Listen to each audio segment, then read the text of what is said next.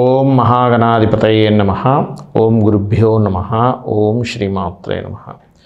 పరమేశ్వర స్వరూపమైనటువంటి జ్యోతిష, వాస్తు మరియు ఇతర అనేకమైనటువంటి శాస్త్రములను మనకు అందించినటువంటి మహర్షులకి నమస్కారం.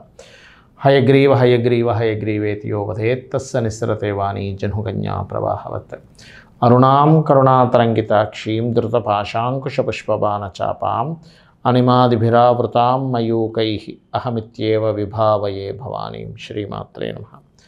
ప్రేక్షకులకి ఆ లలితాంబిక అమ్మవారి యొక్క అనుగ్రహం పరిపూర్ణంగా కలగాలని మనస్ఫూర్తిగా కోరుకుంటూ ఈరోజు గత ఎపిసోడ్లో చతుషష్ఠి కళామయి అనే వరకు చెప్పుకున్నాము. ఇక్కడ మహాచతుషష్ఠి కోటి యోగిని ఘనసేవిత అంటే ఇక్కడ చూడండి, అమ్మవారు కోటి యోగినుల చేత సేవించబడుతుంది. మహాచతుషష్ఠి అంటే ఇక్కడ ఏమిటి, 64,000 కోట్ల దేవతలతో పూజించబడుతుంది అట. ఇలాగే ఒకసారి ఒకతను అడిగారు, ఒకతన్ని ఏంటంటే, ఇలా ఇంతమంది కోట్ల దేవతల చేత పూజించబడుతుంది అంటారు కదండి, నిజంగానే అంతమంది ఉంటారా అంటే, నువ్వు రేపు పొద్దున్నరా నేను చూపిస్తా అన్నారట. ఆయన గొప్ప యోగి అనమాట. ఆయన ఆచమనం చేసి వాళ్ళకి ఆ యొక్క నీరుని తీసుకోమనడం జరిగింది. తీసుకున్నప్పుడు ప్రతి దేవత ఇలా ఆకాశం మీద కనబడుతూ వాళ్ళ ఏమిటి, వాళ్ళ స్థితి ఏమిటి అని అన్నీ చెప్పడం కనబడింది. ఒక్కసారిగా వాళ్ళు హడలిపోయారు. అంటే ఏమిటి, లలితా సహస్రనామాల్లో చెప్పినటువంటివి ఏవైతే ఉన్నాయో అవన్నీ సత్యములు, గుర్తుపెట్టుకోండి. వసిన్యాది వాగ్దేవతలు అమ్మవారే చెప్పింది ఇది చెప్పాలంటే, ఎందుకంటే అమ్మవారిలో నుంచే చెప్పడం జరిగింది. అదేవిధంగా మను విద్య అని ఉంటుంది. తర్వాత మను విద్య, చంద్ర విద్య అనేటువంటి నామాలు మనం చదువుతూ ఉంటాం. అంటే ఏమిటి, మనువు సేవించాడు అమ్మవారు.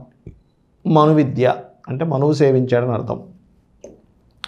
మనువుచే ఉపాసింపబడినటువంటి విద్యారూపిణి అమ్మవారు అని అర్థం అనమాట. అదే విధంగా మరొక విషయం ఏంటంటే చంద్ర విద్య అంటే చంద్రుడి చేతి ఉపాసింపబడింది అమ్మవారు. అదేవిధంగా దాని తర్వాత నామంగా తీసుకున్నట్లయితే చంద్రమండల మధ్యగా అని వస్తుంది మనకి. మను విద్య, చంద్రవిద్య, చంద్రమండల మధ్యగా అంటే ఇక్కడ చూడండి, కొంతమందికి మానసిక స్ట్రెస్ ఎక్కువగా ఉంటుంది.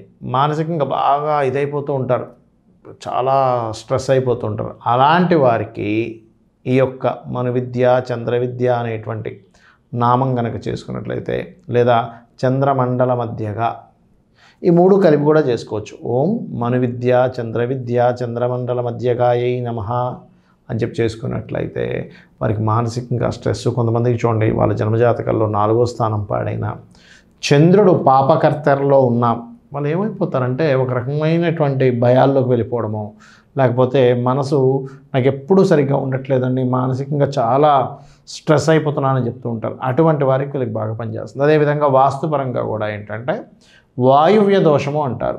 మనకి శాస్త్రంలో ఒక్కొక్క దిక్కుకి ఒక్కొక్క గ్రహదేవతని, ఆ దిగ్దేవతని చెప్పారు. వాయువ్యానికి వాయుదేవత, వాయుదేవుడు ఎలా అయితే ఆ దిగ్దేవత అవుతారో అదేవిధంగా చంద్రుడు అధిపతి. అందుకే మనకి బియ్యం అక్కడ పెట్టండి, కొంచెం తీసుకెళ్ళి వాయువ్య భాండార సంస్థితం అని చెప్తూ ఉంటారు. అంటే ఏమిటి, మీరు కనుక బియ్యం కనుక అక్కడ పెట్టినట్లయితే ఆ వాయువ్యం తరిగినా దానికి ఉండేటువంటి దోషం కొంత తగ్గుతుంది. కాకపోతే ఏ దిశ కూడా పెరగడం తరగడం అనేటువంటిది జరగకూడదు. ఆ రకంగా ఏంటంటే చంద్రమండల మధ్యగా అనేటువంటి నామాన్ని పౌర్ణమి రోజు కనుక చూస్తూ, పౌర్ణమి చంద్రుడిని చూస్తూ కనుక నామస్మరణ చేసినట్లయితే కూడా ఖచ్చితంగా అమ్మవారి యొక్క అనుగ్రహం కలుగుతుంది. మనకి ఈ లలితాసహస్రనామాల్లో తాటింక యుగలీభూత తపన ఉడప మండలాన్ని కూడా చెప్పడం జరిగింది. అంటే ఆమె చంద్రుడు మధ్యలోనే ఉంటుంది. అదేవిధంగా తన యొక్క తాటంకములు చంద్రుడు, రవి అని చెప్పి చెప్పడం జరిగింది. అంటే ఎడమ తాటంకమేమో చంద్రుడు, కుడి తాటంకమేమో రవి అని చెప్పి చెప్పడం జరిగింది.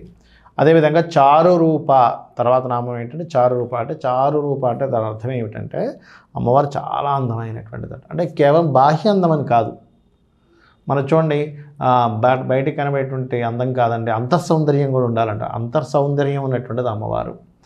ఇప్పుడు ఎవరికైనా, ఇప్పుడు మనం చిన్నపిల్లల్ని చూస్తూ ఉంటాం, కొంచెం వాళ్ళు కొన్ని మొండితనంగా ఒక రకంగా ప్రవర్తిస్తున్నప్పుడు తల్లిదండ్రులకు భయం వేస్తుంది. అలాంటప్పుడు వాళ్ళు మారాలని తల్లిదండ్రులు కనుక ఒకవేళ ఓం చారు రూపాయై నమః అని అనుకుంటే, కొంతమంది పిల్లలకు చూడండి ఒక్కోసారి వాళ్ళ ఫేస్లో ఒక్కొక్కసారి ఏదో తెలియని ఒక చూడ్డానికి లుక్ వైజ్గా ఉండేటువంటి లక్షణాలు తగ్గిపోయి కొంచెం ఒక రకంగా పీలగా తయారైపోతుంటారు.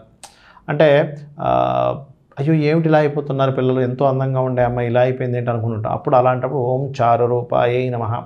ఖచ్చితంగా అమ్మవారి యొక్క రూపాన్ని మనం ధ్యానిస్తున్నాం కాబట్టి అమ్మవారి యొక్క అనుగ్రహంతో ధ్యానించే వారికి కూడా ఆ యొక్క యోగం పడుతుంది. కాబట్టి రోజు ఇది 40 నిమిషాలు చేయండి. ఏ మంత్రమైనా సరే చేసినట్లయితే ఖచ్చితంగా అమ్మవారి యొక్క అనుగ్రహంతో మీకు ఉన్నటువంటి సకల బాధలు అవన్నీ కూడా పోవడం జరుగుతుంది. పూర్వజన్మ కర్మ దగ్ధమవుతుంది. శ్రీమాత్రే నమః.